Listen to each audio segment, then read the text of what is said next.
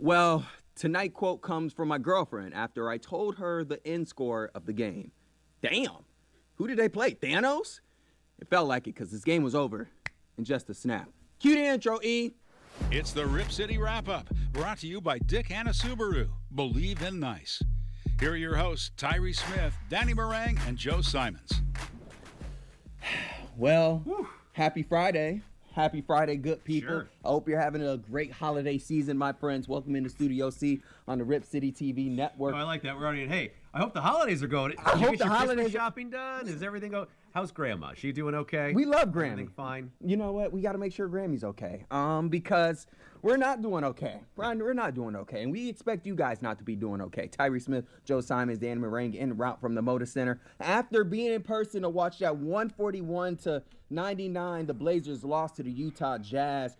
Jazz get their 5th win of the season, and the Blazers drop now to 8-13.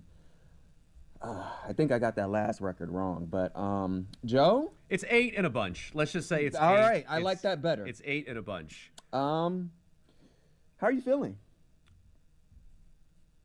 I guess the emotion coming out of that game from the locker room seemed to be indifference, frankly.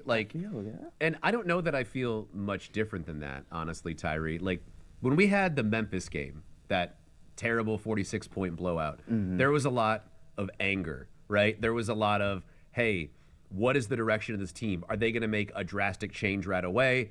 Then they won some basketball games. That kind of calmed that all down. We're sort of resetting that cycle today, but there doesn't seem to be the same level of reaction from the players, from the coaching staff, and I don't really know what to attribute that to. And I'm not saying that I feel like really mad about this, because as Chauncey said, and I agree, this is going to happen over the course of an NBA season. But not these type of losses. Well, for it to happen to this team who is without one of their top players, it just feels pretty icky to me right now. And I think what really exemplified tonight's vibe was when the Blazers had 99 and they had the ball. Oh, boy. And the loudest boos I've heard in Moda Center in a while was the culmination of this trash performance by your hometown team and their lack of desire to get these fans nuggets. The people who stayed to the end of the game was saying, no, we paid for these tickets, we're staying in our seats, we want to see 100 points, and they didn't even give that to them. That, to me, was the worst part, Tyree, was down the stretch, Utah in garbage time was still turned up to 100.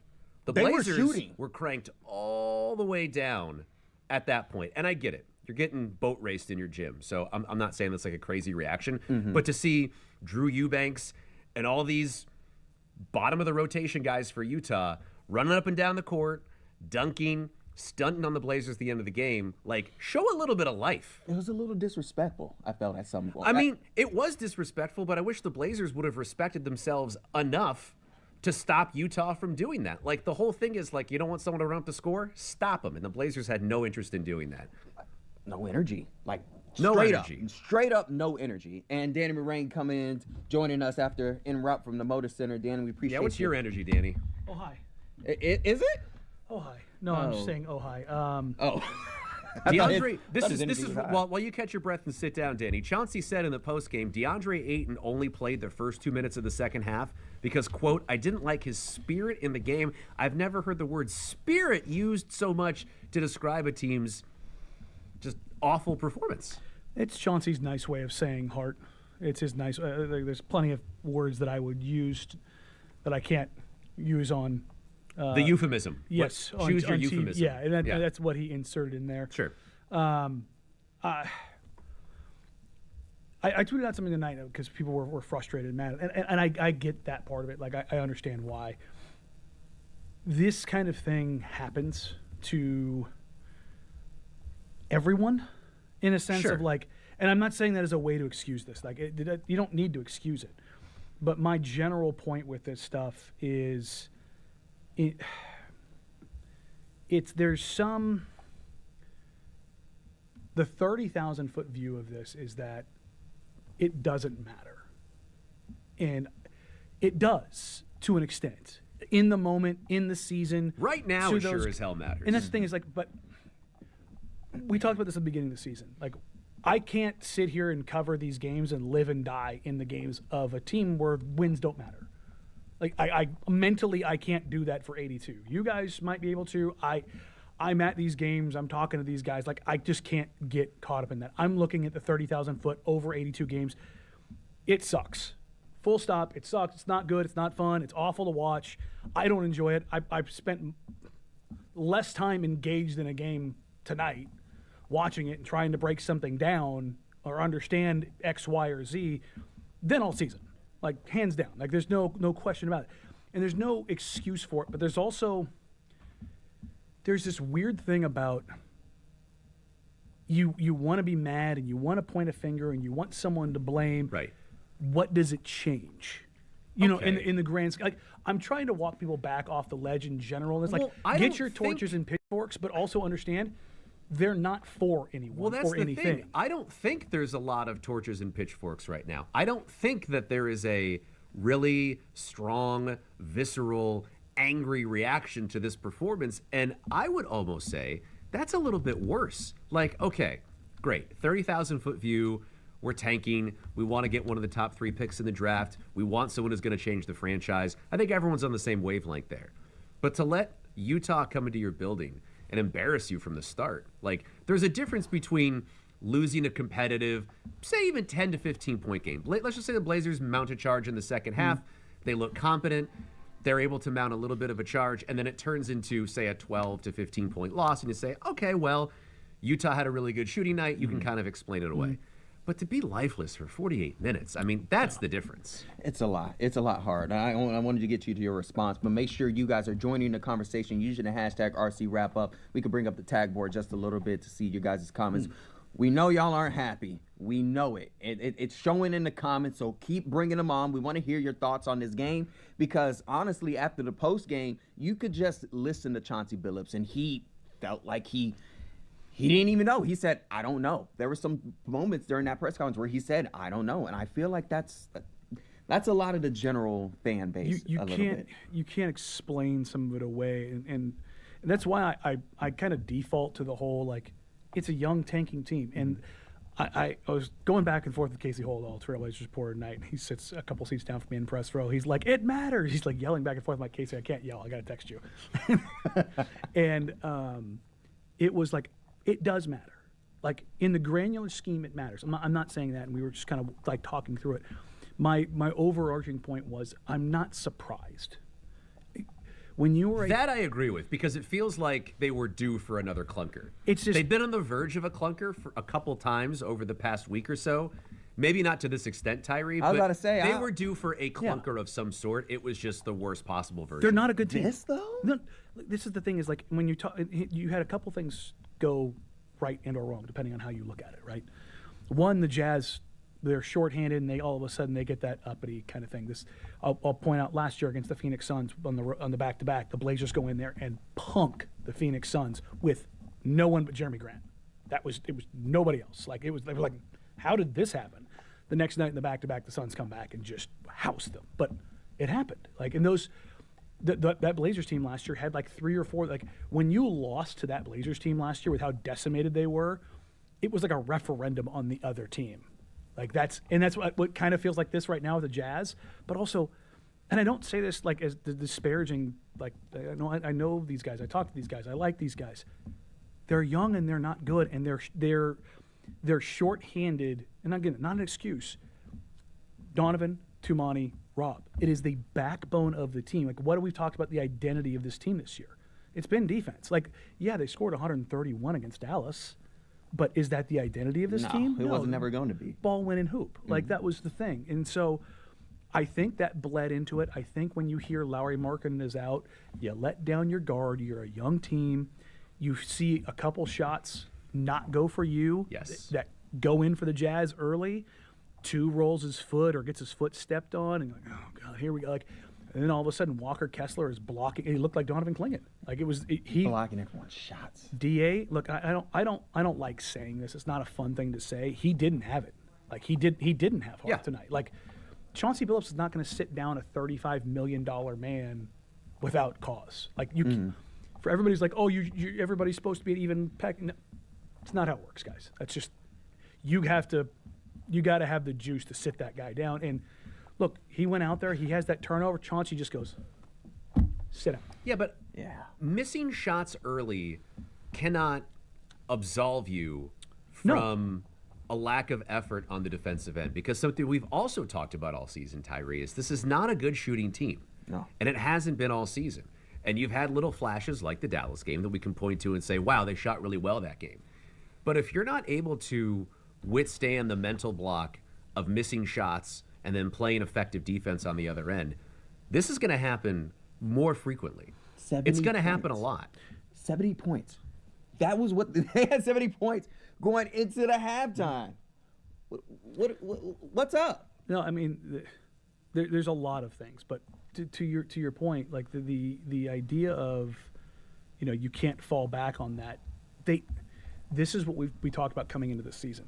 This isn't a team that has like 8 different ways it can beat you. Sure. It has 2 ways it can beat you: playing with effort and getting hot on offense. Like, I don't mean to like drop it down. And oftentimes they both have to happen at the same time. Yes, or they have to be close enough to each other. Like the Dallas game, was the defense great? No, but did it do enough for you to be in it and your offense matched or overmatched that and you had a chance? Yeah, but also this is now the 8th game they've lost by 20 or more points. Like, this kind of goes back to the whole, like, are they winning too many games? Like this, look, they aren't a lose by 40 every night game, but this was within their wheelhouse. This isn't the first time this has happened this season. They aren't the 0-16 Wizards where they have or 16 straight loss Wizards where they have no chance on any given night, but their chance is very limited. And I'm not saying that as an excuse to get away from this. They sucked, like full stop. They were not good. Almost nobody was good. Like, look up and down the box score. Who was good tonight? For Utah? No, for Portland. No, nobody. No. Jeremy was the closest. And even then, Chauncey was like, "You're too old. Come That's on, enough. buddy." Yeah. Like You've played in enough of these. Yeah. Look, you've been. You get to sit down. You've been in Detroit and you've been here.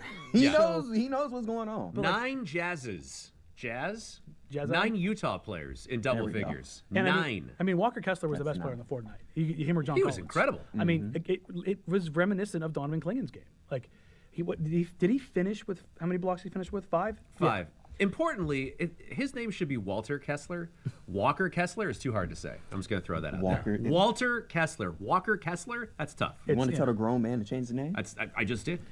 But I mean, I'll say, like, fair enough. he snatched DA's soul early in the game. He really did. Like, he got a couple blocks on him. He altered a couple shots. Got DA in his 17 rebounds. I mean, 6 of them offensive. I mean, we don't even have to go through the 4 factors. Just say they weren't good for Portland and they were really good for the Jazz. We've talked about teams like having nights against the Blazers. The Jazz had a 97th percentile night on points per possession, or points over 100 possessions. Like, that's... Got a fun comment on YouTube, and we'll talk about this a little bit more when we preview the big matchup in L.A. on Sunday. That's going to be fun. But the last time they had a game like this, the team played their most inspired basketball of the season. A game like this sucks, but I care more about how they respond. I agree with that sentiment. After that Memphis loss that they had, they went on a little bit, I'll call it a mini tear. I won't call it a tear. But I am curious to see how they respond against the Lakers on Sunday, which I know we'll get to in a little bit. And I'm sure he also just meant the response during this game, and the response during the game was crap. Not good. Not good. No energy at all. Make sure to continue to use the hashtag RCWrapUp and join the conversation. First, we're going to hear from our sponsor, Dick Hanna Subaru. Joe, what they got going on, my friend? Oh, at Dick Hanna Subaru, they're all about making the car buying experience a pleasure. Not only does every new Subaru come with a lifetime powertrain warranty, but for a limited time, you also get 2 Mount Hood Fusion passes with your purchase or lease. Dick Hanna Subaru, they believe in nice. Visit today and see what makes them different. Wake up, Uncle Steve, because it's time for a deep dive into a shallow topic. That's right, it's TrendBA. TrendBA time. And this time, we're going to be looking into the future a tad bit with our TrendBA topic. It's going to be coming from when we were able to get this up on the Blazer box. It's going to be talking about you guys that you're hoping the team tanks for. Mr. Cooper Flagg. Yeah. A great performance when Duke upset number 2 Auburn earlier this week. Flagg, 22, 11, and 2 blocks. And they were able to defeat Auburn 84-78. Boys, how excited for you? How excited does it get you about Cooper Flagg's potential in Portland, but it's a little bit nervous because there's a chance that Portland doesn't end up getting him. I think, well, there's a much better chance that we don't get him. But this is a time to dream. This is a time to be excited, be a little bit Every day delusional. between now and the lottery. Yes, watch Duke, enjoy it, and think. Well, don't ever enjoy Duke. I said watch Duke and enjoy Cooper like Duke? Flagg. There you go. Yes. Oh, okay. Come on, nobody actually likes No, Duke. no, All right, no, fair no, enough. no one likes Duke. JJ Redick, not anymore. Yeah, But- probably not. No, Cooper Flagg has been incredible. Yeah. My pre-season profile, I picked him to go for 17, 8, and 5. He's currently averaging 17, 9, and 4. Like, he's just really good. Marang. He's phenomenal. He's 17 years old. He's 17 years old, and he's leading Duke in points, rebounds, assists, steals, and blocks. I forget that he's 17. He's a young guy. That's weird. He reclassified. So he should be Crazy. a high school senior right now. He did. Yeah. He was supposed to be in the 2026 class. So he wasn't like one of those kids who had the weird birthday and No, he went he- into school late. He's like full on, should be a senior in high school. He's turning 18, I think, in like 3 days. Yeah. Well, he's going to get a Interesting. great education at Duke. For sure. You know what? This actually just flows into this comment. You know, I want to go to the Blazer box real quick because I put a Twitter out a question about how are we feeling. Now, the reason I could use this is because he didn't actually job, cuss. Riley. Appreciate you, Riley. Thank Good you job, so Riley. much.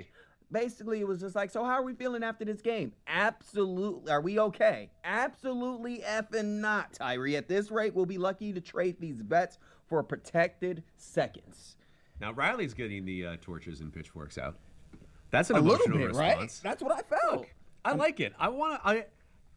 I'm not someone who's going to be able to sit here and just swallow 59 more of these. Like, again, Danny can distance himself a little more than I can.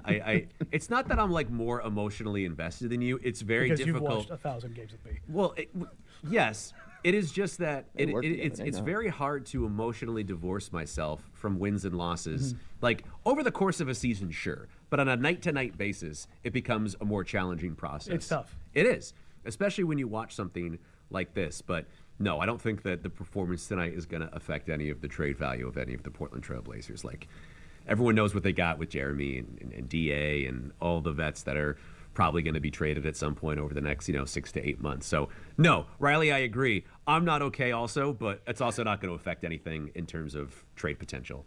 Shouldn't. No, it's just more so of a let me state it from a fan's perspective, all right? I'll sit back. It's more just emotion.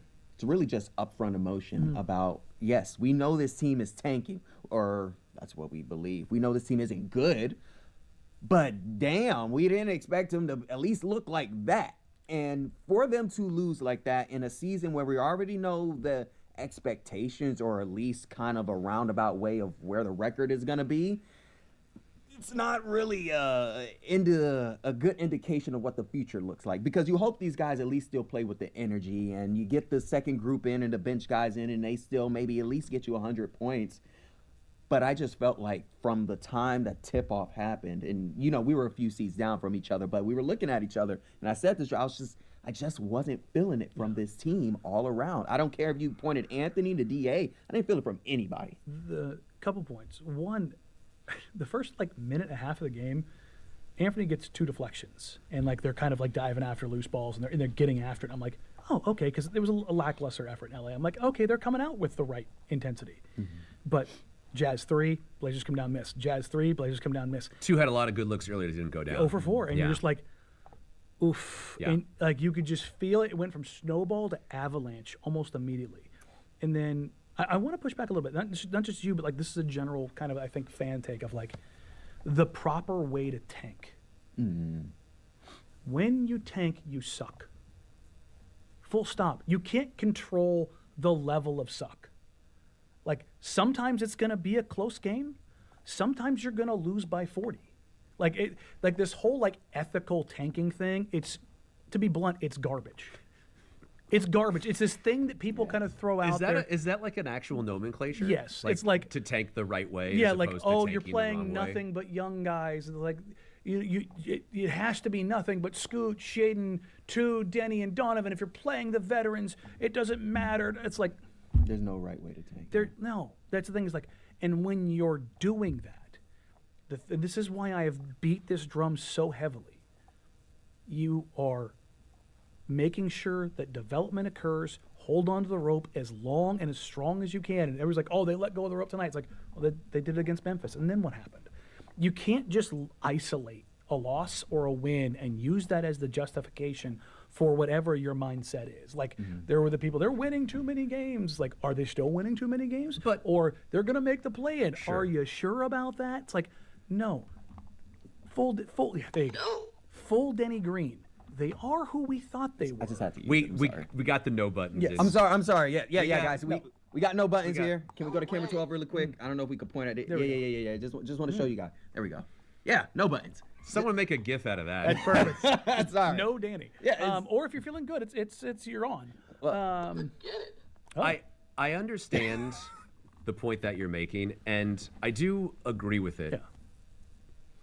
But it sucks to say it in the moment when they lose by 40 plus points and they get booed off the floor, rightfully. That's the thing is, I know that this team is tanking, and I would say that the majority of fans out there understand what this team is. I don't think that they actually do, though. Well, but that's the thing. Like, and I'm not saying. I push back No, on I'm that. saying the general fan. I'm not talking about the online fans, the guys who are in Twitter and listen to podcasts. Well, that's the point I'm going to make, Danny, Yeah. is for the fans that are in that arena, and it's maybe the one Blazer game a season that they're going to, and they see this, Yeah. I'd boo too. No. I would boo too. They should. And I'm not. Don't get it twisted. I am not mad, and I'm not, Sure. boo away. Like, that was a booable performance. There was an older gentleman in front of me with a Brandon Roy jersey on who yelled, "Hey Chauncey, throw on a jersey, get in the game. These guys suck." And I was like, Good needle. well, damn. Good Did needle. you hear the guy before, like early, when you were talking about them early sequences, like, play with some energy? Yeah, like, it was quiet enough where I could hear some fan jeers multiple times, and that was like, So, yeah, they're not wrong. okay, earlier today I was out at the grocery store shopping, and I was about to purchase some meat at the meat counter, and a lovely gentleman came up and he recognized me from the show, and he said I've been a season ticket holder for 51 years, and I asked him if he was going to the game tonight. He goes, "No, I think we're going to get this one. We're going to wait next week, and we're going to check out Wemby instead." But he was telling me all his stories about how his family owned an electronics store downtown, and the Blazers used to come in, and Darnell Valentine, our buddy, back in the 80s. Best squads in basketball. Because his grandfather was a season ticket holder, sat like 2 rows back. Darnell Valentine would sit next to his grandfather, like when he ran out for warm-ups, chat him up for 30 seconds, and run him to the floor. And when I see a game like this tonight, I'm getting chills talking about it. I think about those fans. Yeah. And just like, that's the person that I want the Blazers to have a better performance for. And I understand, you're right. There is no ethical tanking. If your team sucks, they suck. And sometimes they're going to make a lot of shots and they're going to win. And sometimes they're going to lose to the second worst team in the NBA by 42 at home. That being said, I don't think Blazer fans need to stomach this. I think they can voice their displeasure, push back and say, what is the direction for this team? Why aren't the veterans playing harder? Why aren't the young guys playing harder? I think that's a reasonable reaction to have when you see this kind of performance. And I know that's a baseline of suck. We all understand that. But the minimum that a fan requires in this city, this is an NBA town. All people require, Tyree, the bar to entry is so low. It's just effort. That's all it is. And that wasn't there, huh? It wasn't there at all. I mean, let's bring up the Blazer box. Yeah. I mean, might as well. You mad? Yeah, let's go ahead and talk about it. Bierman, you know our boy. Oh, Appreciate Jesse. you always. Why didn't Chauncey tell this team to score more points? That would have been a better strategy. Well, now, I brought this question up for a reason, just because of the last shot is probably what he's talking about. Jabari not trying to maybe get 100 so they could get McNuggets or. I think there's maybe some implied sarcasm in that. That was the that- final that's it. nail in the coffin, though, dude. It's like, come on, can't we at least get nugs? Yeah. We're spending our Friday night here. I'm not Could have gonna seen cap. Conclave. I had a was a little weird. young father in front of me who turned around in late third quarter, and it's almost 9 o'clock. He's got a young daughter. He's like, I think I can wait and see in the morning and see if SportsCenter has a 30-point comeback, and I missed out on the best comeback in history. I think I'll be fine. I'm like, I think you'll be okay. But the whole, like, somebody's here on Twitter says, how much longer until you recognize that Chauncey has to go? How much longer until you realize that changes absolutely nothing? It doesn't change anything. Well, because then there's just another scapegoat that you have at that point. Like, the Blazers made the decision to bring Chauncey back. He's the head coach of this basketball team. I don't think that... They brought him back to take it on the chin. Right. Full And stop. having an interim coach, like, how's that going to go? If we brought up the records of interim coaches in Blazers history, that is a ugly, ugly group from a They've win-loss. all gotten Beautiful men, smashed. ugly records. Really, really bad. KK to, God, who else stepped in? Was Canales? No, KK's Canales. Yeah. Pritch stepped in. I mean, that didn't go well. I mean, you just kind of go down the list of everybody that's had to do it. Who was it that stepped? It was Pritch that stepped in for Nate. Yeah. Yeah. After the mutiny. Now listen, I'm not saying nothing because I'm letting these guys reminisce about the old times. No, of no, the- no. Oh, the good old days. Oh, yeah. The old times. Yeah, all the right? good old days. I'm letting them have their The Marcus conversation. Camby, Raymond Ugh. Felton mutiny. That was so much fun. No, it doesn't change anything. And it was like, well, bench DA, and I'm like, okay, and like you held him accountable, like Chauncey did, and I'm glad that he did because. But now what? But exactly. Right. It's like you're gonna go start Jabari Walker. Yeah, he wants it more. Okay, cool. Prepare to have your 6-foot center get thrown around the court by the 7'2" white dude from Utah a few more times. Like, look, I love Bari. Like, I want him to be successful. Asking him to go up against a 7'2" Walker Kessler. Like what? It's not fair. No. You know, one thing that I'm starting to see rumblings of is maybe not worry about Shea, but maybe just like, hey, what's kind of going on here? What's the deal? We saw that outburst, that 30-point outburst, and really haven't seen anything reminiscent of that since. I've got a very long article coming out this weekend. Meringue long. Yeah, Wow. it's long. It's going to land in the 5,000 word category. Patreon? On the Patreon. Subscribe. Get it. Make sure to listen and read. I talked to Shea for a long time. It's actually, we joked. Basically, everyone, it's the longest interview he's ever done. I only wanted to talk to him for about 5 minutes, but he just kind of kept going. And it was, it's an evaluation of where he's at in his career right now through not just his time in the NBA, but how he kind of blew up late during COVID and then goes to Kentucky and doesn't play. And then he gets thrust into this position with Portland that's kind of in between. And then he becomes the man last season with all of the injuries. And then he has his own injury that shuts down the season. And now kind of where he's at. And it's a deep dive on the analytics side of like what he has shown. And the thing that's I asked him was like, do you feel like where you are right now, like where do you kind of fit in the pecking order, the hierarchy? And he's like, I need to be more aggressive. I need to do those things. There were people tonight like, he can't play with Anthony because Anthony dominates the ball. Shaedon Sharpe needs to take the freaking ball and be aggressive. That's Delano Banton when he gets on the floor. He doesn't see anybody else. Blinders, baby. DV Hooper time. Look, Joe put out a tweet. I wish I had the confidence of Delano Banton. Yeah. it's a In anything. It is a skill. It is. It is a legit like It's admirable. the whole thing of like Ant or Jeremy takes too many shots. You know why they got that? You know why they are? Because they took it by the horns. John Townsend is Jeremy Grant's longtime shooting coach. Go back and watch Syracuse basketball highlights when Jeremy was there. He didn't shoot. He was god awful. He's worked with Townsend for 9 years to develop that jump shot that he has now that allows him to be a 20-point-a-game scorer. And it's not just that. It's the confidence that came with that. Shaedon Sharpe, that alley-oop tonight, have you guys seen the still frame? I did. I saw his eyes. His head is like above the rim. He's catching the ball at the box. He is a freak. Well- and that's the kind of thing. It's not just that. It's those moments. Shout out to Mike Richmond, who I heard him call him, some people call him, again, shout out Brandon Sprague, he anointed Shaedon baby Kobe after the draft, right? It was like, that was the hype. That was the fun of where he was. But I heard Mike Richmond call him Jason Richardson. Another hyper athletic, but good, not great. Yeah, was that a compliment? I think it was like, look, he is hyper athletic. Just a dose of reality more than anything else. Look, he has moments where he can score 30, but if the aggression and the feel and the reps for him, he can't just have a coach hand it to him. Anthony Simons didn't have it handed to him. We all remember what he went through. Like, he had to sit there and wait and wait and wait, even when he had moments where he went nuclear. Well, when he had his chance in that famous game against the Kings, where it was for seeding in the playoffs, that the Blazers rested everybody. What do you have, 37 that night? 37, and just 37. shot the cover off the ball, and it went, oh, okay. There's something here. Shaedon has, and it's not his, just because he's passive as a person and Quiet guy. doesn't mean he can't be aggressive. Like Kawhi Leonard is also, when healthy, one of the 3 best players on the planet.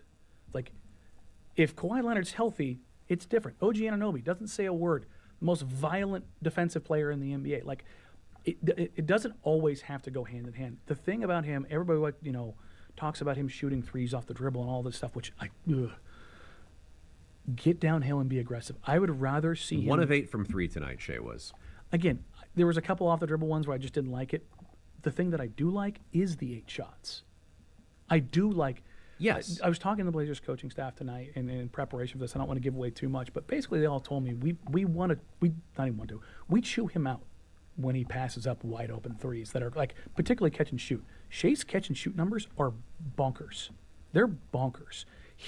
Like when the ball swing and lands in his hands, it's Anthony Simons. It's Jeremy Grant. Like, you absolutely have to take those shots. And it's like, you can't just say, Shea, here's the offense, because he hasn't earned it. You have to be able to, like, when you're given, like, you could say those 30-point games are huge, but if he's not going to take the ball when it goes to him, when he's got Isaiah Collier on him, and put the ball down and put his shoulder down and challenge Walker Kessler at the rim. Well, it's a couple of things that I think about Shaedon Sharpe when I see a performance like tonight. One, and this may sound a bit odd, but the incredible dunks that he has. He's one of the most incredible athletes, not only in the NBA, but in sports, right? Yeah. I mean, his athleticism is off the charts. I worry that we can point to those, and that's going to be the highlight from tonight for the Blazers, is that play. Mm-hmm. I mean, NBA Social right. threw it up. And there'll be a perception of Shaedon that may not be aligning with reality where he is offensively and defensively.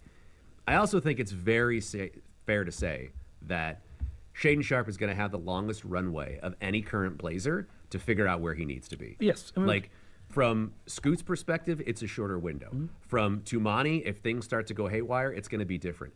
DC, they invested a high draft pick, so maybe it's close. But Shaedon Sharpe right now is the most valuable Portland Trailblazer from a long-term perspective and what he could potentially be. And he's going to have the longest opportunity to get there, whatever it looks like. Bring up the Blazer box on this picture while cricket. You're just talking about perfect. the frame. Yeah, I mean, look at this. Yeah. I mean, this is absolutely. Right. He catches it and readjusts in midair. Like, good Lord. And it's insane. And the thing about Shea is, when I was talking to him, he agreed that his development path has been weird. Like, all of the different things. Like, he is effectively a second-year college player right now when you talk about, like, amount of time and reps and opportunities that he has had. Like, that's something you have to consider, where typically by 4 years, it might be 6 years before with Shaedon, like, truly who he is. He's not even 22 years old yet. Like, and I don't say that to excuse, like, the lack of aggression sometimes. Like, that's something that, more than anything, I want to see from him. I would rather him barrel into somebody without a plan, which still isn't good, but just have the aggression, the woe horse versus the giddy horse. The giddy horse. Like, Yeah.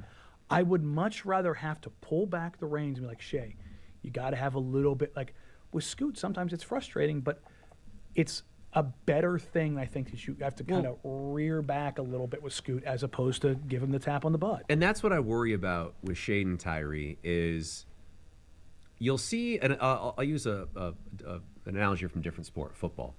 There's a lot of good quarterbacks that don't get in a good system, and all their offensive coordinators change a lot, and it's just never a good fit, and that's why they don't excel. They're not being put in a position to be maximized. I'm not saying that's what's happening right now with Shaedon Sharpe, but I worry that may be something that is a trend. Like, let's say the Blazers get a new coach next season, right? Then probably a new offense is going to be installed. New defense is going to be installed. So it may be better suited to Shaedon's game, but either way, it's a reset, right? And let's say that doesn't work, and then you have to reset the cycle again. Like, I just worry about someone where we see so much talent and so much promise and the ceiling being so incredibly high. If there isn't the right fit from a schematic and personnel standpoint, we might not see that ceiling, and that's a scary thought. I know we're way over our skis talking about a guy this young, but when he has multiple games that he strings together where he kind of disappears, it's easy to go there. The whole thing of like, you realize, you look at the box score, Shaedon played 33 minutes tonight. Felt like he played 18. Yeah. Like that can't be a thing. Again, this is not a criticism of Shaedon like tonight and blaming everything. This is the holistic view of like, and that's like everybody's mad about, you're not talking about this game. It's like, you can't talk about the games. You have to talk about holistically where the team is at in these kind of moments. Yeah, and now also we heard, you heard Coach Billups before the game talk about how he coaches Shea really hard. One of the few players that he specifically said he coaches him really hard to take those shots, to kind of just develop his game a little more. So you get that worriness from what could possibly be the future. But as long as Shea continues, at least on the path of developing more of a arc shot, so he can at least shoot behind the three and doesn't always have to drive. Because earlier in the game, they were 3 from 13 from the three, and they kept shooting threes. Yep. And at some point, I remember I was talking to Chris next to me. He was saying they just need to drive, and Shea wasn't driving. So it's going to be more of his matureness and be able to understand the game a little bit more of where he needs to drive, where he needs to shoot the three. Well, and that's something I was thinking about on the way in, Tyree, is when the Blazers had these types of games in the Damian Lillard era, and let's say Dame was also having a bad night from the field, he would get to the rim.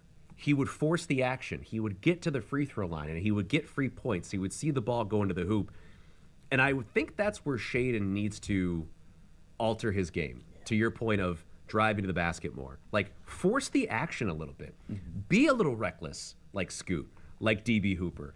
Get a little bit of that weird energy where, like, I don't really know what's going to happen, but I know I'm more athletic than everyone that I'm trying to get around, so perhaps something good will happen, and perhaps if I do that enough times, the rest will bail me out once in a while. I can see the ball go in the hoop at the free throw line. Like, it feels like that may be something that Shaedon could go to, but he seems to revert back to jumpers and doing it from behind the three-point line. Yeah, that's not going to be good. If you're just joining the conversation, use the hashtag RCWrapUp on social media so we can see what you guys are talking about. If you're just joining us, talking about the Blazers' 141-99 loss to the Utah Jazz.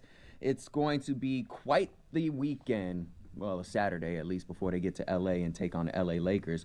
But before we get to any of that, let's hear from our awesome sponsor, Dick Hanna Subaru. Joe, what you got for me, man? Friends, I don't know if you've heard, Uh-oh. but Dick Hanna Subaru is giving out Mount Hood Fusion passes. Danny, I didn't hear that. Did you hear that? I did. Okay, we got to hear more. Okay, well, you get 2 passes, plus every new Subaru comes with a lifetime powertrain warranty. Danny, that's your whole life. They believe in That's nice. short. They do. It's a perfect time to grab a Subaru and hit the slopes this winter. Tyree, are we going skiing, buddy? We're going Snowboarding? skiing, even with Danny Downer's total just down energy. We're going. Because once he gets on the snow, he'll be up. He'll be up. Oh, no, I'll be down. Yeah. Gosh, can we do trba? And some Let's sweet, do it. Some sweet pow-pow. All right. Something fun to talk about? Yeah, let's talk about. Not this game. You mentioned OG, so it's fun. Let's talk a little bit about OG, okay? Oh, this is cute. This was post-game with the New York Knicks. OG was giving an interview. He grabbed the mic, and Carl said, stop grabbing the mic, okay? I don't know why he does that, but OG's been consistently kind of grabbing the mic post-game recently. I don't know why, but typically for reporters, I'll give you guys a little look into reporting and whatnot. Typically, we got our photogs, we got our partners, and then we hold the mic for you. I don't know what's up with them. I don't know what's up with OG. It's Rule number 1, you don't give up the mic. Don't give up the This mic. is not on OG. This is on that very handsome MSG reporter. It's on that guy. You never give up the mic. Rule number 1. Who grips the mic away from OG, though? I mean, You hang on to it. you hold on Absolutely tight. not. But I think what OG is dealing with is he's got a little bit of Ricky Bobby in him. He doesn't know what to do with his hands. I don't know what to do with my hands. It's a lot of that. It's a lot of. That's fair. But so he grabs the mic because it allows, like, it's a comfort thing. Like if you're not used to doing radio every day or being on a mic every day, your natural inclination is to, and even me doing radio every day, I grab and adjust the microphone 20 times a show because it's like a natural. While you're talking? Yeah, I don't know why I do it, but yeah, like. Fidgety. You need a fidget spinner. Yeah, well, I mean. Those aren't really popular anymore. No, Yeah. I still but, got one. You still fidget spin? If I see one, I love it. Who doesn't? I'm twitchy in my chair, but like I'll do all the different adjustments, and I guess I need to just put it on a string, just kind of move it around that way. Oh, very. Danny, you're funny. But I have an honest question. Like this is a basically media training. Who are some of the guys in the league that has pretty bad media training? Most players. Oh gosh. I will say most players, particularly in any of the young guys for the last 5 years, because COVID ruined them. Are young guys too? Oh God, yes. Look, most of the guys I would say on the team are not good interviews. Like they're just Really? Yeah. DA's fun. Rob's fun.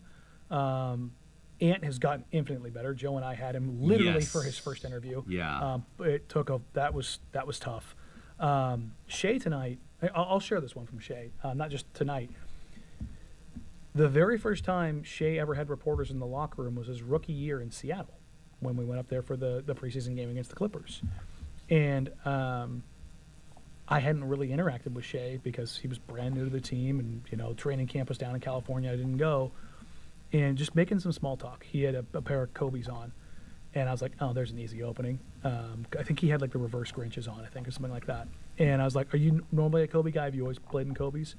And he perks up in his chair real quick, and he's like, "Is this an interview question?" And Are we on the record? Are we, right yeah, now? no. And Rasan, who's the Trailblazers director of, vice president of communications, just kind of laughed. Good job, but no, but no. Just being a friend. He's just trying to, but he just, because of COVID, he had zero experience of like how guys build relationships. Just That's have kinda some funny. small talk and that's. Damian Lillard was and is one of the best interviews in the past 25 years of the NBA. Yeah. He missed 2 interviews in, I believe, his entire career, where he was livid. I can't remember the game. I want to say it was against the Knicks. And I say it's like the 4th or 5th year of his career. And then one other time, I think he had a family obligation. But he stood up there and answered every question, every game. And that's so rare in the And he NBA did it now. thoughtfully too. It wasn't like he was Yeah. using platitudes and cliches. He would answer with a lot of thought. And He knew what you were like when you asked a question, what the end goal of your question was, and he gave you an answer that you could work with, that you could write your story with, or you could base things off of. And I don't really know how much of that was training. He was a 4-year college guy, so I'd imagine part of it, like, you do it enough. he came into the league as an adult too. That helps. And that's the thing is, the league is younger. And not only that, the league is much more international. Like how many of these guys, I'll use a perfect example on the team. Ryan Rupert is, a kid still. And he had a career high night on points and made threes after a game. And Rasan and I were going back and forth like, Rupes, that's a podium game, bud. And he's like, no, I'll do it in here. But he hasn't had, Sure. number one, English is his second language. Fair. And he's young and hasn't had that experience. So it's like that training or lack thereof. It's important. when you talk about how global the game is. Like think about the international players on the Blazers team: Tumani, Roops, Wap, Teese, being Australian, it's the same language at least. But like you just kind of go down the list. Like Donovan had 2 years in college, but because he was on a team that's so national at UConn, he had that experience, back-to-back national titles. He has those opportunities. But, yeah, I would say most guys that have been in the league less than 6-7 years are pretty bad at it. Blazer fan 77 saying, I miss Dame, so I'm going to give you a little story about Dame. Because I got the chance to interview and talk to him a little bit when he comes back to Portland for big events and whatnot. And one thing that I've learned, and he said this before, is you can ask him a question, and he will tell you, why'd you ask me that? You know I'm going to answer it.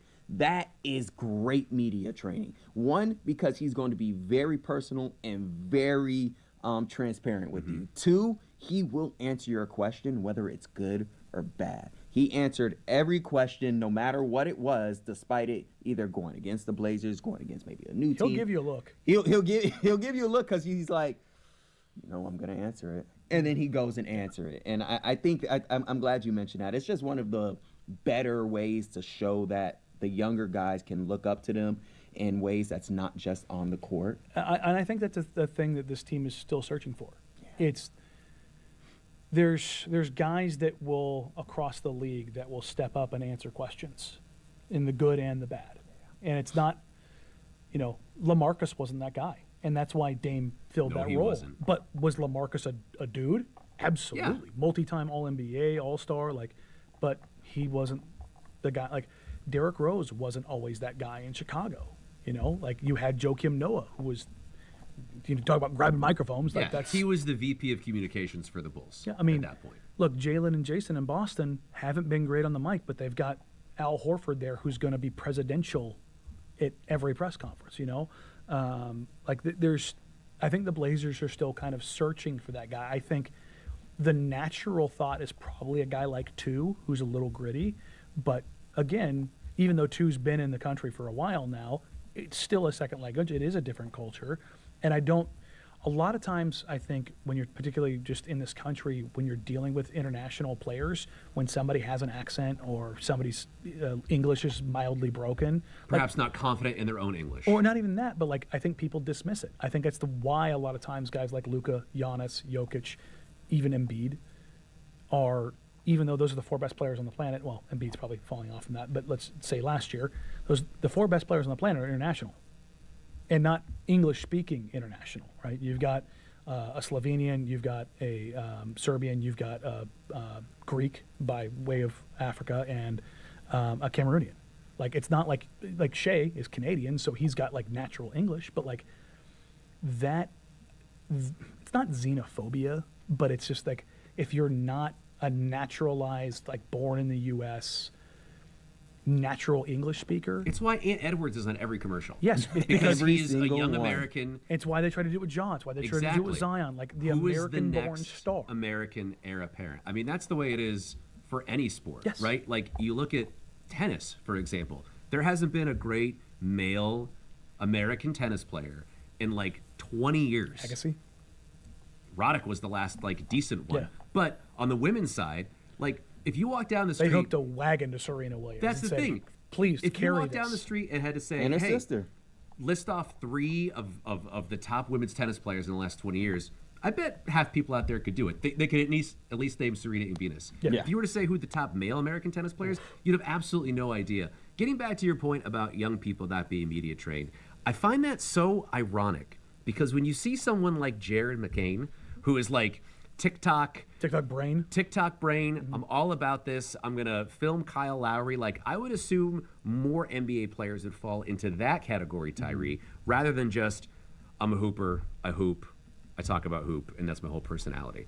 But you do see a lot of that vibe in the NBA right now, which is why when you get someone like an Ant Edwards, who is in an Adam Sandler movie and is in all these commercials and makes a playoff run, I mean, Scoot he has, becomes the has guy. that to an extent, but He's got to show it on the court. that's the thing is the playoffs Right. that lift that up. Because look, Scoot had a lot. There's a million things went into Scoot being drafted number 3. Number one, his draft profile, what the expectation was for him as a player, but also he was a Q rating guy, $1 million smile, happy-go-lucky, really interesting. There was a lot to him. And But if you're talking without the on-court action matching it doesn't mean anything. Fell off, yeah. Right, and someone is saying Denny on here, and I think that's probably a good person to look at. But also, Yeah. international. Correct. And I don't think that automatically disqualifies someone. it doesn't, but it does make it a little off the It top goes of your more head. to your point, basically. There's a who's higher the, barrier to entry. Who's, I agree. who's the guy internationally that Giannis? Is Giannis the guy right now internationally that gets? Oh, I think so. In front of it, but Yeah. even then, Well, especially when Milwaukee Maybe won the Jokic title. a little bit. yeah. But even then, Jokic from a weirdo perspective, Yes, this is right? the guy It's that almost broke like the you're microphone. watching not a car crash, but you're just watching something that looks a little bit off. You're like, what exactly is going on I here? mentioned him What- because what he's is this MVP. guy? Yeah. Yeah. But I'm saying even with that, that's the thing is even with the weight of the MVP with Jokic, Giannis, and Embiid, and likely Luka this year, they all kind of fall in the same category. Well, I think a big piece of it is there's this perception of a laissez-faire attitude, right? You're just kind of I happen to be good at basketball, smoking a cigarette at halftime, I'm eating a roast turkey, Yeah. I'm just really good at this. Jokic puts off that vibe, Luka puts off that vibe. Joel does too. Joel for Giannis sure. is a Giannis lunatic. does not. No, Giannis is the complete opposite of that. But No. no, I was just going to say, for the most part, I think that is a common thread among those European guys. Yeah, I don't know, man. I find it odd that we have so little, American players with the type of energy that are willing to be on camera and in front like that. The Riz. Yeah. Where's the Riz? Dang, Joe, how old are you? Talking Riz. Let's do it. Oh gosh. All right. Well, Let's I thought I was young. No, I'm old now. No, you know what? If you're in LA, you're young, old, it don't matter. You're a pimp and you fly. And they're going to be right there Sunday, 6:30 p.m. tip in LA against the Los Angeles Lakers. LeBron James and the boys are coming off a pretty interesting loss tonight. Gut-wrenching. It actually was. It really was. LeBron James had a triple-double, 39 points. Yeah. He called his age number, and it still wasn't good enough. But I want to bring up the Blazer box a little bit to show the injury report from the Jazz game that's probably going to be the same for the LA game. Donovan was out, Matisse out, Robert Williams out in concussion protocol. But I will say, we saw Robert Williams yesterday when the team was in the community at the Fred Meyer and Twal team, giving back to kids and shopping with 8 families with local nonprofits. So he's moving, he's progressing, but the other guys. I just hope we're not adding to this list. No, it does sound like even though he's getting imaging. It's all good. Talked to some guys in the locker room post game, and Okay. they said he's moving Hey, around. there's some good news. But look, when Chauncey said was getting imaging, I was like, Yeah, we can't. We can't. Can deal we with not that. do this right now? I was there watching Scoop pregame. Gun to my head, I thought he was going to play. I thought he looked like he was going to give it a go, but it's apparently been a thing. It's just kind of nagging him. It does sound like DC might not, or will be back probably before the end of the calendar year. Hey. So with a grade 2 Hey, MCL sprain, that's fun. good. And like you mentioned, Rob Williams being at the Fred Meyer event, that's a good sign because when you're in the concussion protocol, one of the things you worry about is the bright lights and the sounds. Right, yeah. And when they're like Jeremy Grant was out for, I want to say 2.5, 3 weeks last year with a concussion, and he couldn't come to the arena because he couldn't handle the lights were too much. And so that's a good sign that they're progressing back to it. So Well, some folks in my household are wondering about Tease. he's off the crutches. Well, his Q rating is currently through the roof in the Simons household. He was there too at the Big shop. fan of Tease. Look, I ran into Tease the other night before they went to the Clippers game, the Clippers trip, and he was on crutches then. And just talked to him briefly, like, how you doing? Just kind of like, this sucks. I think I said something along the lines of, if you didn't have bad luck, you'd have no luck right now. So he's fighting through it. I think the hope is, maybe if not by the end, because it was a bad ankle sprain. Like when you're on crutches for a couple of weeks, it's a bad ankle sprain. Yeah, for sure. Tease is in phenomenal shape, so it's not like he's going to have to get himself into shape, but he's going to have to work himself into game shape. So, especially after basically not playing for 4 months, by the time it's all said and done between the knee and the ankle. So, I think you're probably looking around New Year's with him, just based on what we've seen. Well, the narrative going into the Lakers game is really, really fun, Tyree, from a Blazers fan perspective, because, okay, dumpster fire tonight. But guess what else? There's a bigger dumpster fire going on in LA right now because they thought they were good. They're 2-7 in their last 9 games. They've lost 3 straight.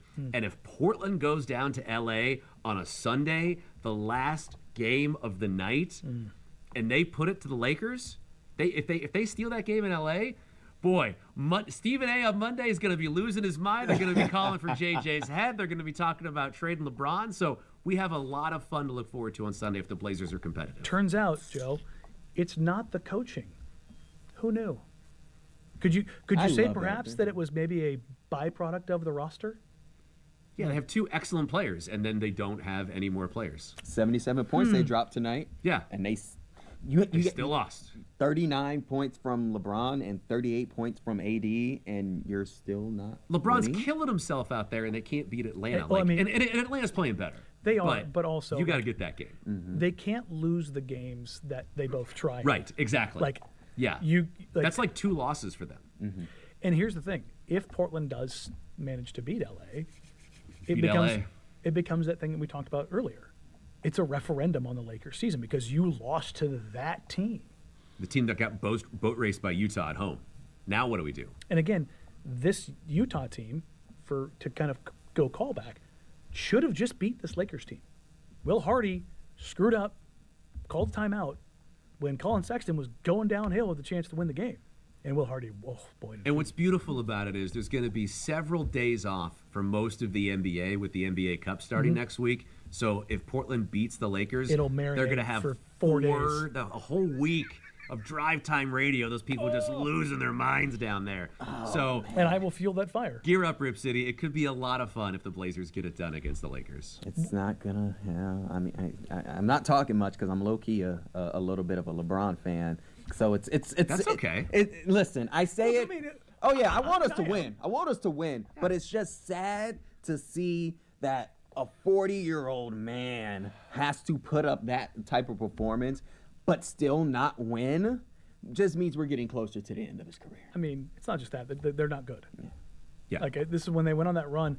It's like, yeah, they played nobody. That 3-0 run to start the season. Yeah, well, they They won won like 4 in a row four after that, I Yeah. think. Yeah. Hey, they was hot. Who have they beaten? They beat nobody, and Yeah. that's kind of they're a maybe playing team, Right. And it's like They're like a 38-win team. not quite. They're a little bit better than that, just because they'll beat up on the East. Boy, they're bad. As long as they're 41, then we're going to be okay. Yeah. Hey, by the way, congrats to all you sickos still watching this show. I mean, your team lost by 42. We love you so much. Thank you for tuning in. Unbelievable stuff out of all It's of you still out look. there. It's a We're dedication. gonna to get the paid tank. either way. I love it. I'm just saying. CTC. I'm just saying we're gonna get paid, but we appreciate you guys still staying and watching. All right, let's go ahead and have a little fun before we end the show tonight. All right, we know the Blazers are gonna be. contractually Yeah, say who? Are we contractually allowed to do that? I think so. Last 90 seconds, we could have fun. I mean, if not, then I guess this will be the last episode of the show. Well, we'll figure it out. Anyways, go to the Blazer Box. Why not? Let's talk a little WNBA action because the WNBA is coming to town. The Golden State Valkyries just unveiled their inaugural 2025 season jerseys. I'm so excited for the WNBA in Portland. What do you guys think the name of our team is going to be? No idea yet, but Valkyrie's good name, good logo. Jersey's too busy. Jersey's very, very busy. I think whatever the Portland franchise does, don't make it an S, right? Like the Chicago Sky. Oh, okay. Gotcha. I thought you were saying like don't make it a plural. Okay. I like the Portland Rose. Singular, like the fire? Portland Rose. Yeah. Portland Fire. Yeah. Were you in my messages? I said that the other